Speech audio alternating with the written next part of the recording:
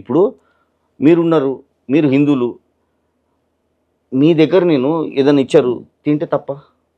ఈ విషయం మీరు మాట్లాడారు కదా, ఈ విషయంలో నేను ఒక తప్పు చిన్న లేదు, తప్పు లేదు. దాని ఇప్పుడు దాని ప్రసాదం అనుకుంటే నా మనసు. నేను ఒక దీంట్లో ఒక చిన్న మీకు లాజిక్ చెప్తాను చూడండి.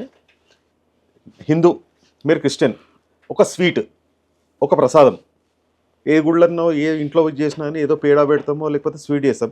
నేను మీకు తీసుకొచ్చి ఇచ్చినప్పుడు నేను నా చేతి నుంచి ఇచ్చేటప్పుడు అది ప్రసాదంగానే ఇస్తాను. నేను మీరు తీసుకునేటప్పుడు ఇది ప్రసాదం కాదు, మీ దాంట్లో ఒకే ప్రసాదం తినొద్దు, మీ దాంట్లో ప్రసాదం కాదు ఇది జస్ట్ ఎ స్వీట్ అని ఎందుకు తినరు? అదే అంటున్నా. ఇగో ఇలాంటి వాళ్ళే ఏం చేస్తారంటే బైఫర్కేట్ చేస్తారు. ఇదే వద్దు. ఇప్పుడు ప్రసాదము తింటే ఏమవుతుంది?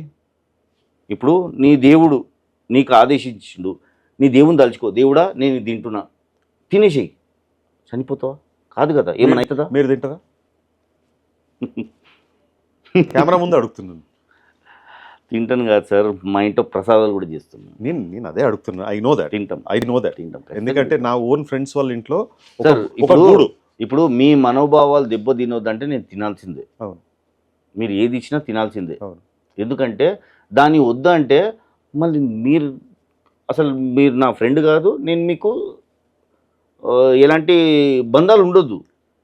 నేనే కెమెరా ముందు నేను చర్చ్కి వెళ్ళి నేను మొక్కినా అని చెప్పేసి చర్చ్కి నేను చెప్తున్నాను. మేము ఏమైనా ఇస్తే తింటారు మీరు. నేను 100% క్రిస్మస్ కేక్ అంటారు. ఎందుకు క్రిస్మస్ కేక్, రోజ్ కేక్స్ నా favourite.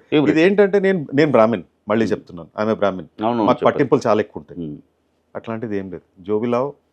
So first of all తినేటప్పుడు మా మనసులలో ఏంటంటే అరే నేను బ్రాహ్మిణను ఇచ్చేటోడు, క్రిస్టియన్ అనో ఇచ్చేటోడు, ముస్లిం అని చెప్పేసి మా దగ్గర లేదని ఉండొద్దు, అవసరం లేదు.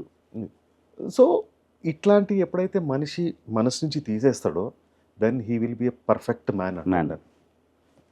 Man whose prayers whose prayers will go directly to him. Only 1 person. ఆ 1 personకి ఒకటే పర్సన్, నువ్వు ఏమైనా పేర్లు పెట్టుకో, ఒకటే పర్సన్ పోతుంది అని నేను అంటాను. దానికి మీరేమంటారు? ఇప్పుడు హిందూ, ముస్లిం, సిక్, ईसाई आपस में भाई भाई, लेकिन बीच में ये कौन है कसाई जो हमको काट रहा है और बांट रहा है?